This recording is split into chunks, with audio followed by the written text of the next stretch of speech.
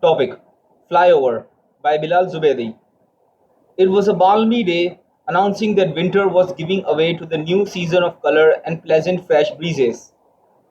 It was time for Yaqub, time to go back to school after the end of the year break. He was lethargically getting dressed after taking a shower. Hurry up, Yaqub beta, you are getting late for your class. You have to be on time for on the first day of your new term. Amna, I'm almost done and will be out in 5 minutes. I won't be late. And there he was, shortly, all dressed up with his hair combed, already eating the breakfast placed before him. Two slices of bread with strawberry jam. He looked good in his khaki colored trousers, white shirt, and dark red tie with blue stripes on it. This time around, Karachi had experienced a chill far longer than usual, and it felt like the cold was maybe here to stay. It was time to leave for school and also buy a book Yaqub had been saving up for a month. His mother also hurried to get to work, but like every day, bade farewell by waiting at the door for a minute after kissing him on the cheeks, only to see him go down the stairs. Yaqub's mother worked as a receptionist in the nearby Sindh lab on Tariq Road and liked getting to work early so that she could come back early to her tiny two-bedroom residence, her home, and attend to it. Our young boy, now downstairs all the way from the third floor, set off on his daily journey to the PKM school located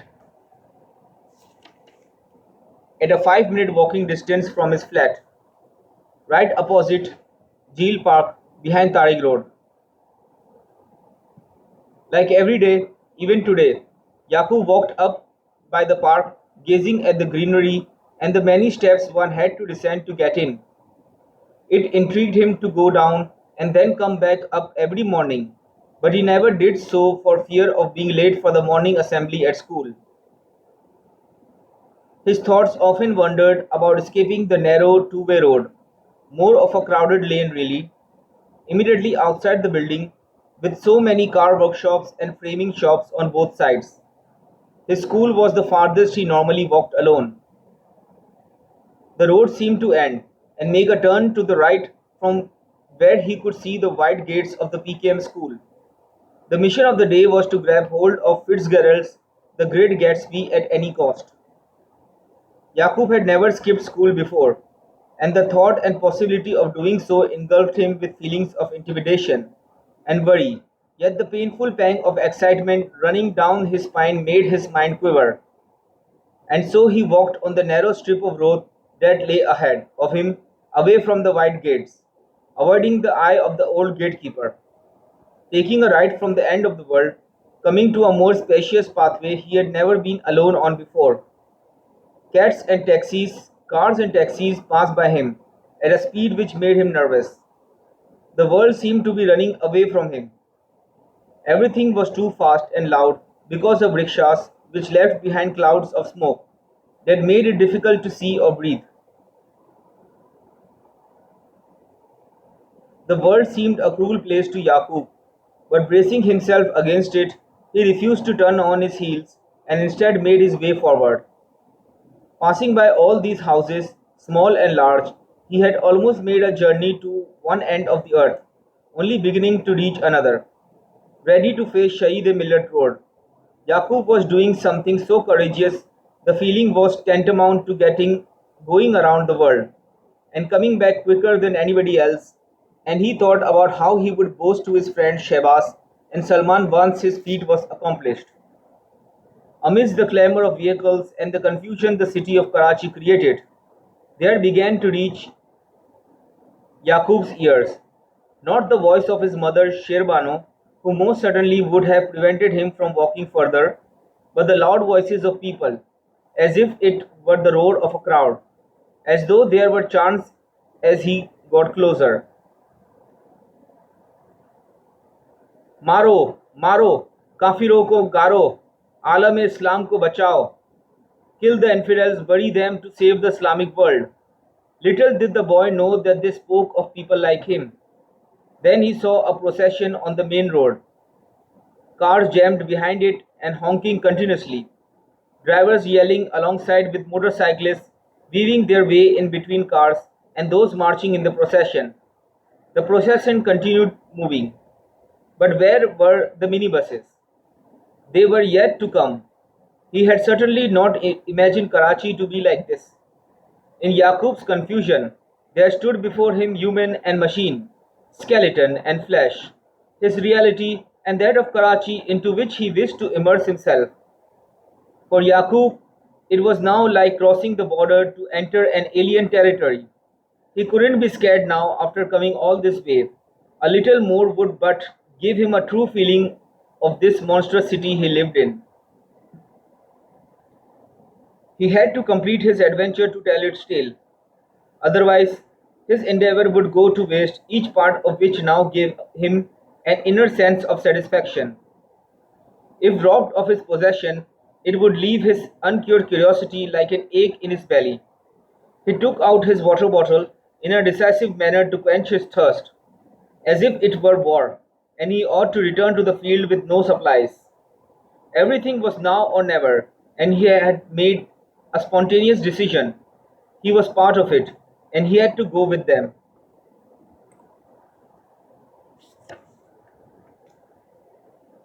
The horde was moving and, taking advantage of his stature of a 16-year-old, he pushed through the crowd and made his way to the middle. What were these chants for? They seemed to be negating something and everything. The rush of a crowd and the belief that it was right overtook Yaqub, now marching in unison alongside the others, not realizing the metamorphosis he had undergone. He chanted, and he walked shoulder to shoulder with other men. It felt like he was reliving a scene from his history books about an episode from Partition. He was no longer there now, long consumed by the ongoing procession of moving images that was only passing by. His body was no longer his own, but part of a larger one of the crowd with one heartbeat. There were more protesters ahead, and the ones in Yaqub's group were meant to join them. They were moving downwards as this road, which was on a hill, it took them from one roundabout where Yaqub joined them to the other further down. Hill Park was on the opposite side of the road. Yaqub was an iota of this beastly procession, but felt like someone who knew it all. His resolve firm, Yaqub trotted along. The procession stopped and he thought they were there. Are we to station at the Tipu Sultan intersection? Yaqub heard a man inquire. Is this it? He thought. Pushing through the crowd to take a look like everyone else around him made him all the more curious. To his surprise, some protesters had burned a tire in the middle of the road and the cars were changing course, many making way to the left onto the Baloch colony flyover. The protest for something and everything Yaqub was part of had turned violent. In front of him they had torched a minibus, and then another one. The artwork on the minibuses, which Yaqub had often enjoyed looking at, was going up in flames. With such abomination in the atmosphere and the presence of danger, he stood flabbergasted, but when the heat and stench of burning rubber from the tire began blowing into his face, he realized the gravity of the situation he was in. The thought of returning home resurfaced. Consciousness had returned to him. The fever of adventure disappeared when he quaked at the loud noise. Ducking on the road, covering his head with his arms, Yaqub felt his eardrums leak out of his ears. It was a gunshot fired into the open air by a man. To his consternation, dangerous-looking men stood around him. He felt surrounded by jackals that would prey on him any minute. Where had all these bearded men and those without them, tall and short, fat and thin, with props to kill in their hands come from? Yaqub was so insulated and oblivious of his surroundings, inebriated in his own world, that he did not know the purpose of this demonstration. It seemed like all of this was planned and bound to happen exactly like this. People running around, some giving way to a stampede as blood spilled over the concrete they stood on. It was an open-air shot. "This man did it. Don't run like that," screamed Yaqub, which brought him and the bearded man with the gun face to face. Yaqub, after gazing into the blood-filled eyes of the devil before him, began running further towards the flyover, as did the cars earlier, to save himself from getting killed. He was now in a chase and in the middle of the road, when the devil caught hold of him, smacking him with the pistol on the head, just as a cavalcade of cars with a dignitary in a large black vehicle passed by. The devil held on to Yaqub by the collar and opened fire at the car and deposited the remaining 5 bullets into the dignitary. Yaqub received another blow on the head and felt a hand go down his pocket, taking his belongings, his savings. He was losing consciousness, holding his head with both hands, his vision blurred, and he could hear the abrupt staccato notes of guns, shouting and screaming. Silence and the sound of confusion. Almost fainting, he fell with a thud after being kicked by the demonstrators running wild, dislodging his right hand away from his forehead as he fought to place it there over and over again. Consequently, after a minute or two, when he lifted his face, marred by the dirt and filth of the road and that of the people, he saw his own blood from his forehead on his hands. It was dripping all the way down from his face and neck onto his shoulders. The metallic taste of blood on his lips and the gruesome reality in which he struggled to regain his ground, met with additional blows from the wild animals running havoc. With both hands and knees on the road, Yaqub struggled to gain his balance and tried to stand.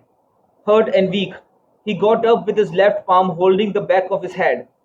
There lay something on the back of his head, soft and tender, yet like nothing he had felt before, producing a cold sensation on the scalp. It felt heavy. He removed it to see meat, as if of a mammal, only to see flesh dripping in blood. Human flesh with even more lying on the road behind him. Parts of bodies covered in blood lying everywhere. And people, those alive, on the run. There had been an explosion after the murder. Yaqub's school bag was gone.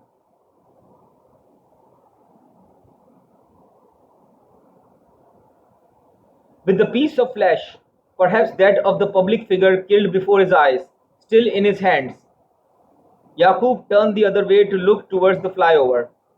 His route to escape, to freedom from this asphyxiating time, he began to run up the road on the flyover toward that small boundary wall.